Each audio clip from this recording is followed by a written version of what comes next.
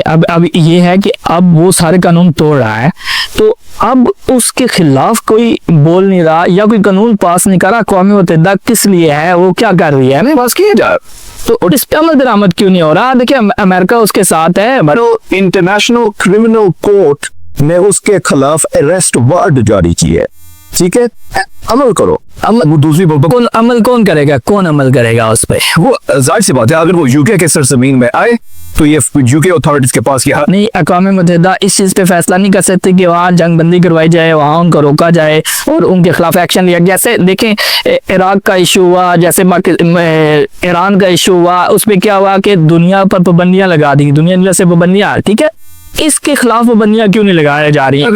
UK हुकूमत ने, जब से लेबर पार्टी की हुकूमत यूके में आई है, ठीक है, हमने वो खत्म किया है जो आर्म सेल्स हैं जो उनको वेपन सप्लाई करते हैं, वो खत्म किया है। उनको जैसे लोग है अमेरिका फॉर एग्जांपल जो अभी तक सप्लाई कर रहा है, हर रोज 100 बच्चे फौत होते हैं, मारे जाते हैं इजराइल गाजा में इजराइल के हाथों, ठीक है, वो इंटरनेशनल लॉ के खिलाफ नहीं है।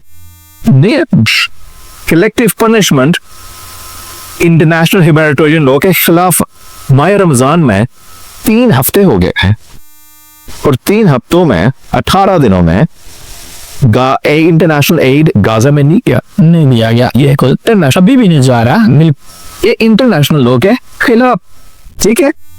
नजर आ रहा है ना, ये मीडिया पे आ रहा है, वीडियोस मौजूद है, सारे सबूत मौजूद है, वैसे कहा जाए कि नहीं है। और मुझे अफसोस है पाकिस्तान के हुक्मरानों पे, दूसरे मुसलमान मुल्कों के हुक्मरानों पे जो इस बात को पॉइंट नहीं बनाया जा रहा, ठीक है। ये एक ही इंसान बोल रहा है, टर्की का बोल रहा है, बिल्कुल कोई